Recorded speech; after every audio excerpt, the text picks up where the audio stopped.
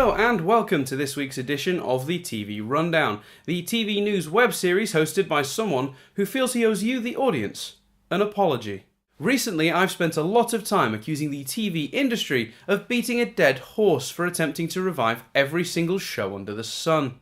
Yet, over the last 11 episodes, I've taken every single opportunity to mock and insult NBC for poor decisions in the treatment of their comedy lineup, and Fox for, well, being Fox. It's made me become the very definition of a hypocrite, because how can I accuse networks of trying to wring fresh ideas out of dead ones while I've been beating the NBC Fox horse so thoroughly it doesn't even resemble a horse anymore, just a mound of dust I keep pounding into the ground in the hope that it might become funny again. Or, as it is more commonly known, the structure of a Family Guy gag. I feel I have to hold myself to the same standard, so as long as I intend to give the TV industry crap for the slew of revivals, I pledge to lay off both NBC and Fox to demonstrate that we can stop this lazy cycle of continually returning to old wells for new content. But as this is a sad moment for me, before I continue I'd just like to take a second to remember all the fun we had at NBC and Fox's expense.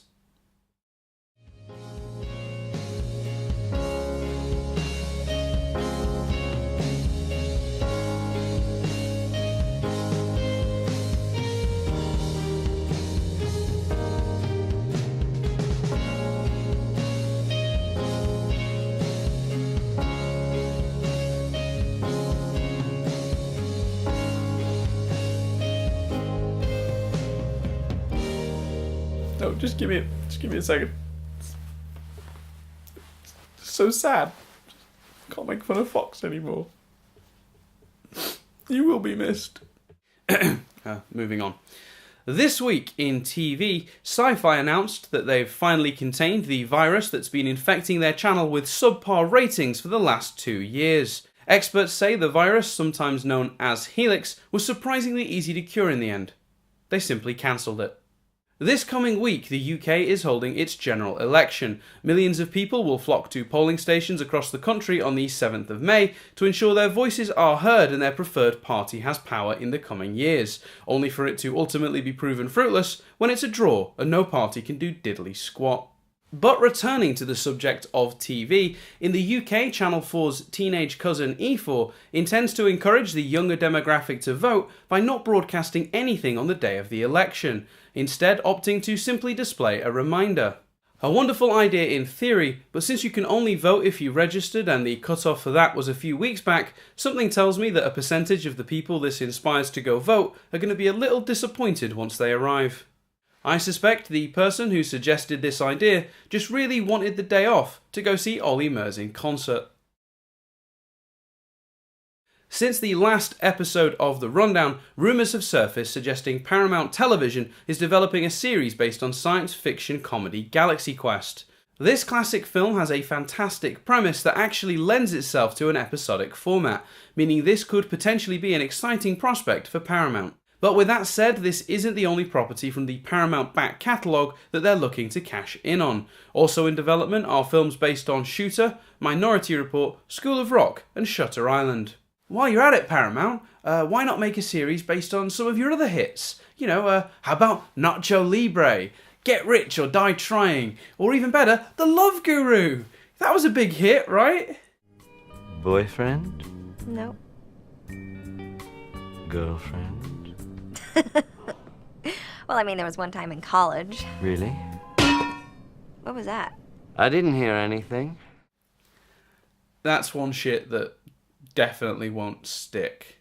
And speaking of beating a dead horse, this week it was announced that Netflix have ordered Fuller House, a revival of late 80s and early 90s sitcom Full House. Why, Netflix? Why? I thought you were cool. I thought you were above something as lazy as remakes. Alright, your most iconic show is a remake, but I mean, to take an old sitcom and just bring it back out of nothing and claim it's a Netflix original is pretty shady. Alright, well, Bob Saget hasn't confirmed he's coming back, so no Saget, no Dan?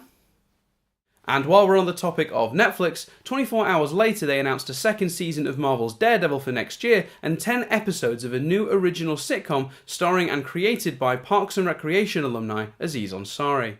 Both exciting projects, so much so that they almost felt like apologies for the Fuller House news. Too little, too late, Netflix. Hashtag no Saget, no Dan. This week, NBC announced that they will be making the entire season of their new thriller Aquarius available in its entirety through their NBC website and app following the show's premiere on May 28th. The show stars David Duchovny as a police sergeant in the 60s who becomes suspicious that Charles Manson fellow he keeps hearing so much about is up to no good. Making the show available in its entirety through VOD is an unusual move that I, for one, have no opinions about whatsoever. I mean, I certainly could observe, for example, that when your network isn't doing as well as it once did, a decision like this doesn't seem as innovative as it does, well, desperate. But I won't say that. That was just an example. I would never say that. I mean, it's preposterous to suggest such a thing because when you think about it, what network would be so stupid as to think that replicating another company's business model could be mistaken by anyone for genuine innovation? On a more serious note, if it encourages other networks to start experimenting with digital releases, it could honestly prove to be a pivotal turning point for broadcast television, especially if it becomes a hit. So NBC are getting something right here, even if their motives might be, well, backwards. See? I could be positive about NBC. Sort of. So before I completely break my promise and return to being a massive hypocrite, that's everything for this week. Remember to subscribe and I'll see you in 2 weeks' time for more of the TV Rundown.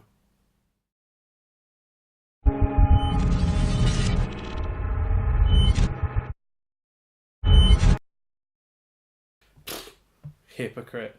They have no idea.